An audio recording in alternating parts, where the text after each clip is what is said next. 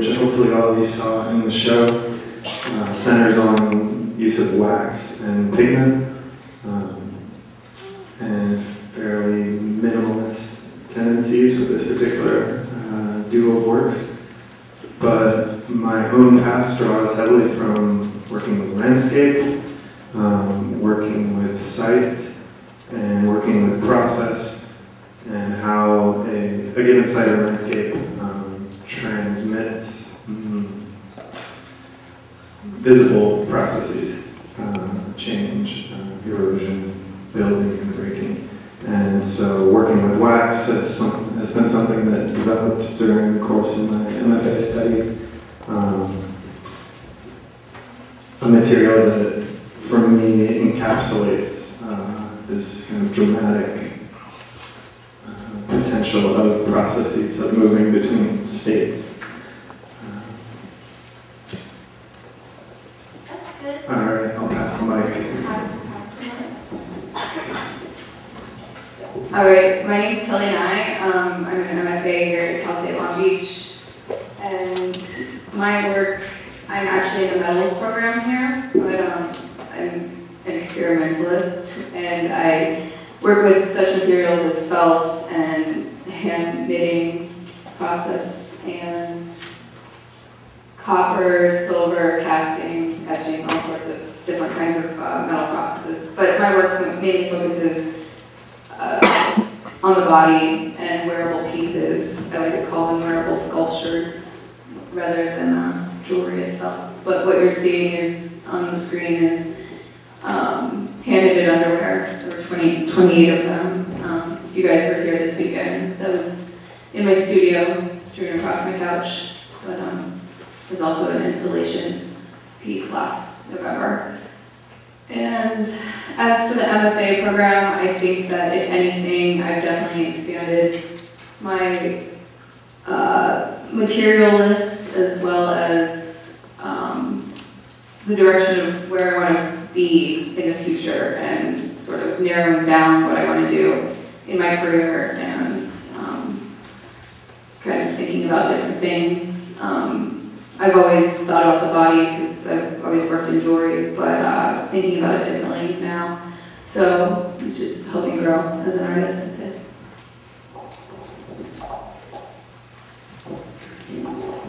I'm Joanne, and I recently graduated from CalArts. And I studied economics and politics long ago as an undergrad and also have an MBA, so I worked for several years in a corporate environment in sales and marketing jobs, and left that a while ago because the work that I was doing, which was essentially finding new and better ways to sell soap, stopped having meaning for me. And,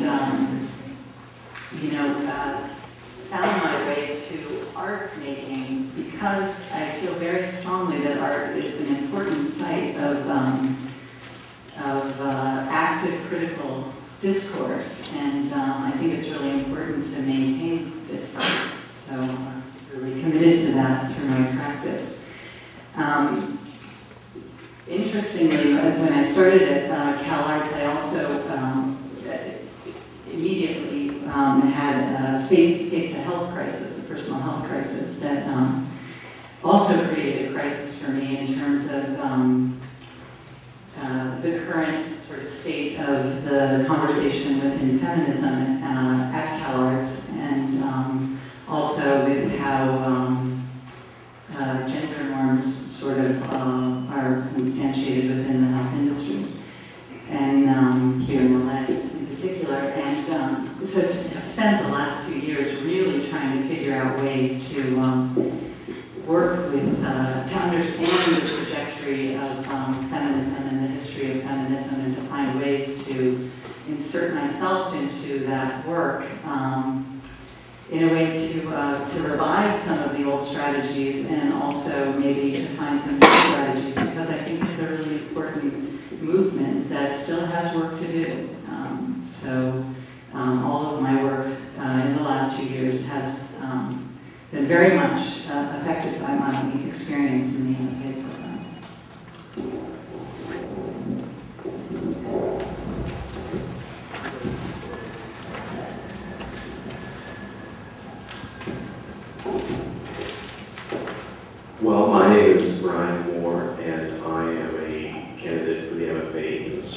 program here. My work is about figuring out the expressionistic qualities of clay and earth through a great deal of writing. I believe in the marriage of art and writing, and I think that really has come to underscore everything that I've been doing for a while. As far as the MFA program, or the MFA program, not this one, but as an idea of the MFA, I try to think of it like a last line of conceptual defense for really breaking things apart that are indescribable with language. And I think it's not that there's a solution, but that it's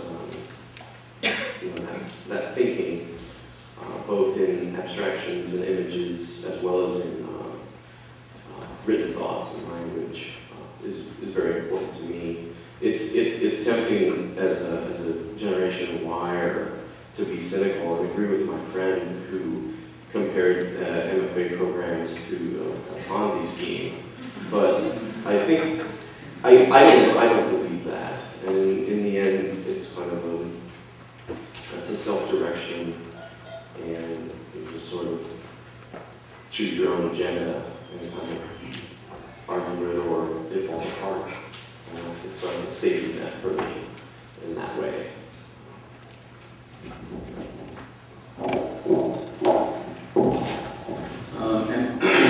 I'm Andrew Printer. I'm a student to be third and final year MFA student at UC Irvine. There they are. My undergraduate degree is in film and media studies, and back in the late 80s, I made a couple of documentaries that were the tail end of a whole slew of documentaries about AIDS, the era of ACT UP and activism, based on personal experience. The first documentary was about actually prostitution and immigration, and the second one was people who were infected and impacted by AIDS. Then life took a left turn, and I ended up working in the nonprofit sector in health for 10 years and didn't think about art much at all. And I hated that, but it paid the bills. And then I woke up and found that that era had completely altered and changed, and my community was fighting for different kinds of things, settling down, marrying, joining the military, adopting children, and so on. And I just really didn't know where I fit with that. And frankly, I didn't know what a gay man of my age who didn't die should look like and act like and be like. So I started to become interested in just representations of the queer community, gay men in particular, what they do, what they look like, what they do in their homes, what they do together. So I picked up a camera. Video was too expensive, and film was too expensive and too collaborative. I kind of am an introverted person, so I like working on my own. So just went to community college, learned how to use a camera, and started taking photographs. As far as an MFA program, I live in San Diego, which is a provincial city, and being a sort of a solitary person, it was clear that I was going to get nowhere doing things just like that on my own. It seemed very clear that MFA programs were a necessity. As far as networking, meeting people, the gatekeepers to just show my work and further my goals. So it's been a great experience, actually. It's led to opportunities like this and meeting new people and being exposed to a lot of theory, which frankly I didn't know much about before and still don't know a lot about, but I'm really grateful for that opportunity. So it's been mostly a really worthwhile experience for me.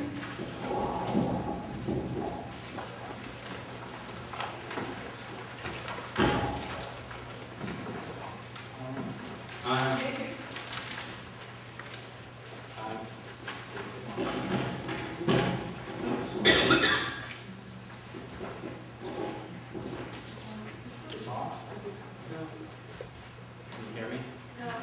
No.